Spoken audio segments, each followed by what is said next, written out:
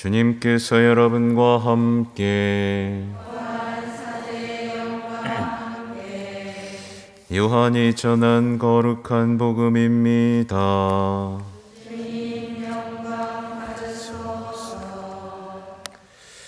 그때 저 사람이 어떻게 자기 살을 우리에게 먹으라고 줄 수 있단 말인가 하며 유다인들 사이에 말다툼이 벌어졌다. 예수님께서 그들에게 이르셨다. 내가 진실로 진실로 너희에게 말한다. 너희가 사람의 아들의 살을 먹지 않고 그의 피를 마시지 않으면 너희는 생명을 얻지 못한다. 그러나 내 살을 먹고 내 피를 마시는 사람은 영원한 생명을 얻고 나도 마지막 날에 그를 다시 살릴 것이다. 내 살은 참된 양식이고 내 피는 참된 음료다. 내 살을 먹고 내 피를 마시는 사람은 내 안에 머무르고 나도 그 사람 안에 머무른다. 살아계신 아버지께서 나를 보내셨고 내가 아버지로 말미암아 사는 것과 같이 나를 먹는 사람도 나로 말미암아 살 것이다. 이것이 하늘에서 내려온 빵이다. 너희 조상들이 먹고도 죽은 것과는 달리 이 빵을 먹는 사람은 영원히 살 것이다. 이는 예수님께서 가파르나움 회당에서 가르치실 때에 하신 말씀이다. 주님의 말씀입니다.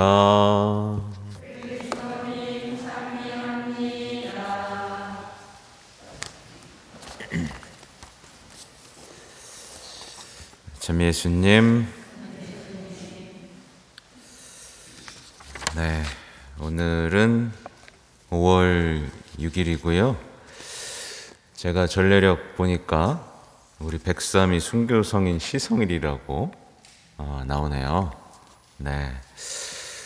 아무튼 오늘 제가 말씀드릴 주제는 오늘 독서에 나오는 이제 사울의 회심에 대한 얘기입니다. 우리 모두의 회심에 대한 얘기를 한번 해보고 싶고 또 더불어서 성취에 대한 얘기를 어제 이어서도 한번 더 말씀을 드리려고 합니다. 보면 사울을 보면 오늘날을 살아가는 사람들이랑 많이 닮아 있죠. 보면 언제나 화가 나 있죠. 언제나 화가 나 있고 타협을 모르고 자기의 생각을 절대화하는 사람. 참 안타깝게도 싸우는 것에서 의미를 찾습니다. 싸워야 할 대상을 찾아다니죠. 싸움의 대상이 사라지면 할 게 없어요. 그래서 뉴스를 계속 찾아보죠. 그죠? 싸워야 될 걸 찾죠.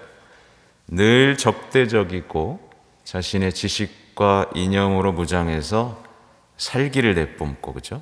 죽음의 숨결을 이렇게 내뿜는 사람. 그래서 사울은 자신이 생각하는 악을 뿌리 뽑기 위해서 전투를 시작합니다. 그죠? 이게 오늘날 사람하고 많이 닮아있죠. 그죠? TV만 켜면 나오는 사람하고도 닮아있죠? 자기가 뿌리 뽑아야 할 악과 전투를 시작하고, 회심하지 않은 사람들은 집에서도 전투를 시작합니다. 누구하고요? 배우자하고요. 자녀하고요. 악을 뿌리 뽑겠다고. 근데 누구랑 싸워야 되죠? 악과 싸워야 되는데 사람하고 싸우고 있어요. 굉장히 어리석은 거죠. 그죠? 악과 싸울 때는 누구의 방식으로 싸워야 돼요? 그리고 주님의 방식으로 싸워야 되는데 세상의 방식으로 사람과 싸우고 있습니다. 다 회심하지 못한 사람이죠. 결국 우울과 슬픔이 그의 몫입니다. 회심하지 못한 사람의 가져야 할 몫이에요. 그래서 제가 바오로 사도 회심 축일 있잖아요. 그죠? 그때 적어놨던 글이 있어서 가져왔어요. 회심을 한마디로 설명하기 너무 어렵기 때문에 다양하게 좀 적어봤습니다. 이렇게 적었어요. 늘 화가 나 있던 사람이 이제 누군가와 함께 울게 되는 게 회심입니다. 그리고 늘 사랑과 이해를 바라고 상처받은 아픔, 외로움에서 슬퍼하던 사람이 먼저 사랑하고 먼저 용서하고 그렇게 예수님의 상처를 위로해드리게 되는 것이 회심입니다. 아까 말씀드린 대로 사람을 원수로 생각하면서 싸우던 사람이 이제 악과의 전투를 하느님의 방식으로 시작하는 것이 회심입니다. 타인의 결점을 찾아다니고 들추던 사람이 타인에게서 위대함, 존엄함을 발견하는 게 회심입니다. 그렇죠? 이게 복음적으로 따지면 이겁니다. 가라지를 고르고 뽑아내려는 사람이 미를 보호하고 가꾸는 것에서 의미를 찾는 것. 그 가라지 뽑지 말라는데 왜 이렇게 뽑는지 모르겠어요. 예수님이 하지 말랬죠, 그죠?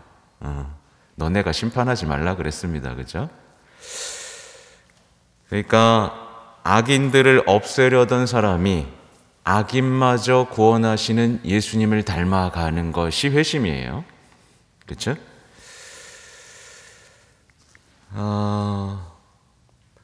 하느님을 조롱하던 사람이 하느님을 경외하게 되는 게 회심입니다. 하느님을 조롱한다는 뜻은 뭐냐면 하느님이 계시다면 내려와 보시지? 이런 식으로 하느님을 조롱하던 사람이 아, 주님이시군요 라고 말씀드린 게 회심이에요. 바오로 사도의 오늘 나오는 질문들을 토대로 회심에 대해서 생각해 보면 또 이렇게 정리해 볼 수 있습니다. 주님, 제가 이렇게 하겠습니다. 저 사람들 뿌리 뽑겠습니다. 라고 말했던 사람이 이제 어떻게 해요? 주님, 제가 어떻게 해야 합니까? 말씀대로 하겠습니다. 라고 말하는 게 회심입니다. 그죠?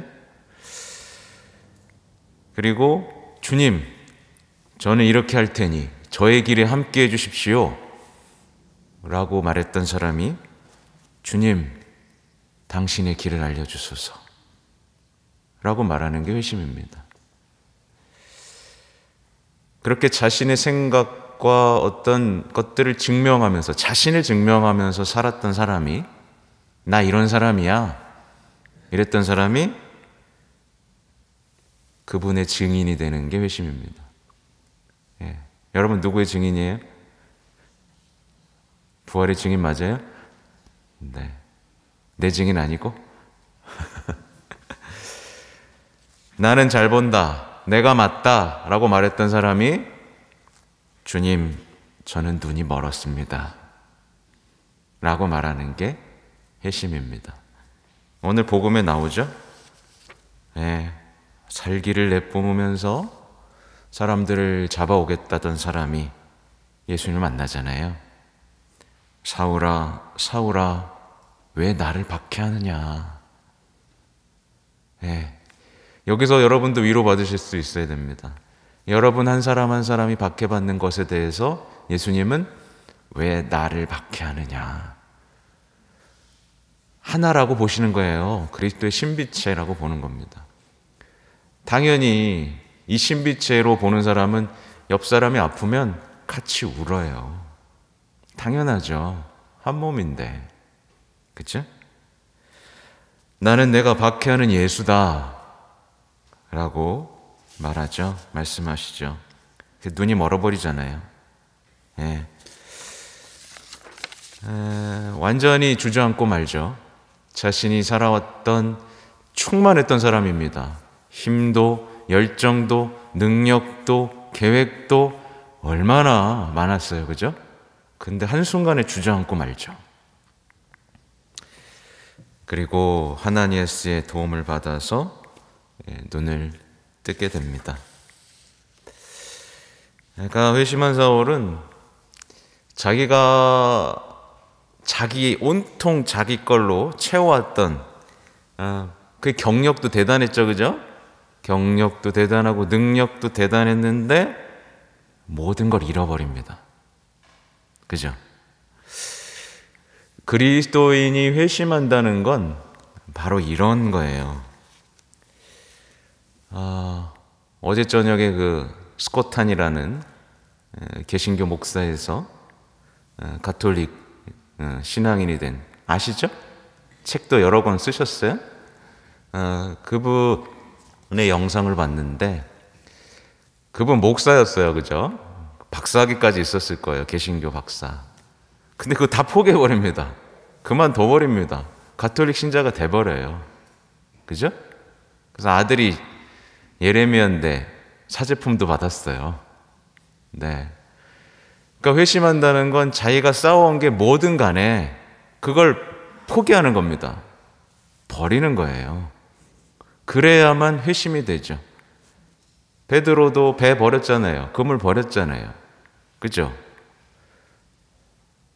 성모님도 버렸잖아요. 자기의 인생 버렸잖아요. 성요셉도 버렸잖아요. 자기 계획 다 버렸잖아요. 그죠? 그래서 만약에 어떤 신앙인이 잃어버리고 포기한 게 없으면 그는 회심한 거예요? 안 한 거예요? 회심 안 한 겁니다. 그러니까 자기가 생각했던 계획, 자기가 쌓아왔던 스펙 이런 거 그대로 둔 채 여기다가 신앙을 탁 덮었어. 그러면 이게 뭐예요? 이건 우상숭배인 거죠. 내가 해왔던 거, 내 능력이 더 잘 되게 해달라고 예수님한테 그냥 붙은 거예요. 그죠? 이건 말하자면 뭐예요? 이게 위선입니다. 회칠한 무덤인 거죠. 그대로 둔 채 겉에만 신앙으로 싹싹 바릅니다. 네, 난 잘 먹고 잘 살 건데 성당 나오니까 좀 있어 보이네. 사람들도 더 많이 알게 되고 사업도 더 잘 되네. 그죠? 이게 회칠한 무덤이라고 하는 겁니다. 이걸 가짜 신앙이라고 하는 거고 슬픈 신앙이라고 하는 거죠. 근데 실제로 많은 신앙인들이 자신의 계획을 그대로 둔 채 신앙을 덮어버려요. 회심하지 않은 채 신앙을 살아갑니다. 그래서 어떻게 돼요? 바오로 사도를 보면 딱 알죠? 회심한 바오로를 닮아가야 되는 거예요. 신앙인은요. 그죠? 그죠? 회심한 바오로처럼 세상 것을 쓰레기로 여기고, 그죠? 내가 알던 것들, 지식들, 가지고 있던 것들 쓰레기로 여기면서 예수님이 나의 삶의 전부라고 얘기하면서 증거자가 되어야 되는데, 그죠? 신앙생활 하면서 회심하기 전에 사울하고 닮아가는 겁니다. 반대로 가고 있는 거예요. 괜히 화가 나 있고, 괜히 살기를 내뿜고, 그죠? 사람하고 싸우고.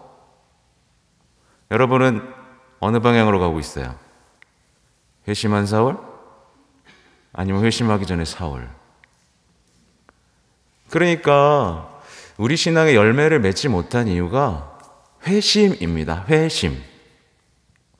회심하지 않은 채 아무리 거룩한 척 해봐야 소용없어요. 회심하지 않은 채 레지오하고 뭐 그냥 좋다는 거 다 하는 거, 그래봐야 아무 소용이 없습니다. 교황님께서는 회심에 대해서 이렇게 말씀하신 적이 있어요. 회심은 호주머니에서부터 나온다고. 네, 내 호주머니에서 누군가를 위해 내놓지 않는 회심은 거짓 회심이라 말씀을 하셨죠. 근데 여기서 하느님의 진짜 놀라운 눈길에 대해서 묵상하게 되는데, 하나님께서 예수님께서 이렇게 말씀하시죠. 가거라, 그는 다른 민족들과 임금들과 이스라엘 자손들에게 내 이름을 알리도록 내가 선택한 그릇이다 라고 말씀을 하시죠. 이게 어떻게 이런 일이 있을 수가 있을까? 진짜 가혹하고 잔인하고 살기를 내뿜던 박해자 바오로에게서, 바오로를 보면서 하나님은 뭘 보고 계신 거예요? 이 녀석 이방인의 사도가 되기에 딱 맞는 그릇이다. 이걸 보고 계신 겁니다. 하느님의 눈길이 얼마나 놀라워요? 그죠? 여기에 대해서 교황님이 말씀하신 겁니다. 이게 성소주일에 이제 이번 주에 나오죠? 이번 주에 다시 한번 말씀드릴 건데, 하느님은 그렇게 어떤 사람이 아무리 악하더라도 그 사람이 어떤 부르심을 받을 것인지, 어떻게, 어떤 목적으로, 어디에 가장 쓸모 있는지를 다 보고 계신다는 거죠. 이 시선은 사실 우리 부모님들에게 많이 필요하죠. 부모님들이 서로를, 자녀를 얘가 무엇일까, 어떤 그릇일까 라고 생각하기에 충분히 영감을 주는 말씀입니다. 오늘 요한복음의 말씀은 계속 반복되고 있어요. 성체에 대한 얘기가. 그래서 이 소위 사제들은 빵타령이라고 해서 빵 얘기가 계속 나오면 강론하기를 되게 어려워합니다. 근데 이제 복음으로 돌아가면 이런 말을 하죠. 유다인들이 말다툼을 하기 시작해요. 저 사람이 어떻게 자기 살을 우리에게 먹으라고 줄 수 있단 말인가? 하면서 말다툼을 하기 시작하죠. 근데 이 전의 상황을 보면 굉장히 놀라워요. 유다인들은 사실 예수님을 자신들의 임금으로 삼으려고 했죠. 자신들의 임금으로 삼으려고 막 쫓아다니고 있던 중이었습니다. 이 5,000명을 먹으신 기적도 받고, 그죠? 쫓아다니고 있는데 예수님이 몇 마디 좀 했다고 해서 예수님을 의심하고 거부하기 시작하는 거예요. 이해하지 못하고 있습니다. 그러니까 예수님이 지금 가장 아름다운 가르침을 펼쳐놓고 계시잖아요. 우리 신앙의 본질이 되는 아름다운 가르침을 딱 내놓으니까 이거를 이해하지 못한 채 자기들끼리 말다툼을 하고 있는 모양새죠. 근데 예수님이 이해를 못하는구나 하고 멈췄으면은 인기도 없고 좋았을 텐데 예수님 멈춰요, 안 멈춰요? 안 멈춥니다. 예수님은 이 군중들의 오해와 무지 속에서도 계속해서 가르치시는 거예요. 자신이 오신 목적이 이거기 때문에 그렇습니다. 그러면서 오늘 말씀하시는 게 여기 계신 분들은 다 좋아하셔야 됩니다. 이 가르침을. 보세요. 내 살은 참된 양식이고 내 피는 참된 음료다. 내 살을 먹고 내 피를 마시는 사람은 내 안에 머무르고 나도 그 사람 안에 머무른다. 얼마나 아름답습니까? 나를 먹는 사람도 나로 말미암아 살 것이다. 예수님이 아버지로 말미암아 사는 것처럼 그 사람도 나로 말미암아 살 것이다. 그리고 이 빵을 먹는 사람은 영원히 살 것이다. 이 가르침이 좋아야 되죠. 근데 군중들은 이 말씀을 좋아하지 않았습니다. 그렇죠? 이해하고 싶지도 않았어요. 이런 현상 오늘날에도 벌어지고 있는데 말하자면 그들은 예수님을 어떻게 생각했느냐, 이게 또 회심의 주제인 건데 이들은 그냥 예수님이, 하느님이 그냥 하늘에 있으면서 자신의 삶에는 크게 관여하지 않았으면 좋겠다는 생각을 갖고 있었던 겁니다. 그러면서 먹고 사는 문제만 해결해 줬으면 좋겠다라고 생각하는 거죠. 뭘 자기 살을 먹으라고 하고 나랑 같이 산다 그러고 나로 말미암아 산다고 이런 거 집어치우고 나 잘 먹고 잘 살게 해달라고요. 이건 거예요. 그죠? 군중들의 심보가 뭔지 아시겠죠? 그러니까 예수님이 살과 피가 되셔서 우리와 함께 살고 우리와 함께 고통받는 거에 감동하는 게 아니라 불편해요. 뭐 그렇게까지 해요. 라고 얘기하는 겁니다. 여러분 여기 동의하세요? 뭔지 아시겠어요? 우리 마음에 그런 것들이 있다라는 겁니다. 같이 사시려고 사람이 되시고 약해지시고 빵이 되신 것에 관심을 두면서 나도 그렇게 살아야지 라는 것에 관심을 두면 좋은데 그게 귀찮은 겁니다. 귀찮게 왜 사람이 되시고 죄인들과 함께 하시고 자기를 쪼개주시고 발 닦아주시고 귀찮게 뭐하러 이렇게 구체적으로 우리 삶에 들어오시는 거야? 불편함을 느끼면서 이 유다인들은 해왔던 대로 하고 싶은 겁니다. 뭐냐면 율법 지키고 기도 많이 하고 공부 많이 하면 내 삶이 회복되길 바라는 거예요. 귀찮다 이겁니다. 여러분들 여기 어떠세요? 많은 신앙인들이 그래서 주님 성화되지 못합니다. 예수님처럼 살고 싶은 게 아니라 그냥 기도 많이 하고 미사 열심히 나오고 이렇게 해서 내 삶을 바꾸고 싶은 거예요. 그래서 저는 왜 기도를 이렇게 많이 하는데 내 삶은 바뀌지 않는 거죠? 군중하고 똑같은 겁니다. 나랑 같이 살고 싶어 하는 예수님과 같이 살아야 되는데 딱 선긋기 하는 거예요. 그러니 변화가 없습니다. 아무리 미사 많이 나와 보십시오. 아무리 성체 많이 모셔보십시오. 아무리 율법 많이 지켜보십시오. 바리사이랑 똑같아집니다. 구체적인 삶을 살고 싶어 하신 예수님하고 같이 살고 닮아가기를 원할 때 우리는 변화되는 거죠. 그러다 보니까 오늘날에 어때요? 성체 앞에 무릎 꿇는 게 무슨 의미가 있냐고 되묻는 사람도 생겼습니다. 성체 앞에 무릎 꿇는 게 나한테 무슨 의미가 있어? 그쵸? 실제로 많은 성당에서 장개틀이 사라지고 있죠? 여긴 참 다행입니다. 장개틀 사라지고 있고 성시간도 사라지고 있고 성체조배실 안 만드는 성당도 꽤 많습니다. 이게 뭐예요? 교회가 심각하게 세속화되고 있다는 거죠.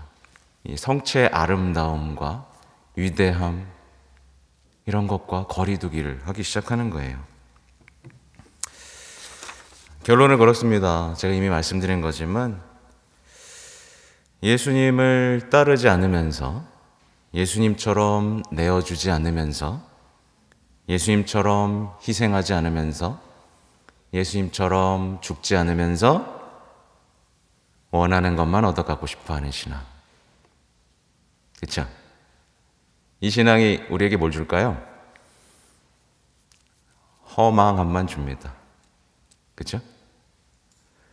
그러니까 여기 계신 분들 열매 맺고 싶죠, 그죠? 변화되고 싶죠, 회심하고 싶죠, 충만해지고 싶죠, 그렇죠? 기쁨으로 성체와 닮아가셔야 되는 거예요. 이 군중들처럼 선긋기 하지 마시고 깔끔한 척, 이러지 마시고 회심하시기 바랍니다. 이 성체에 대한 회심과 바오로 사도의 회심에 대한 이야기가 여기 계신 분들의 회심에 도움이 되기를 바랍니다. 아멘.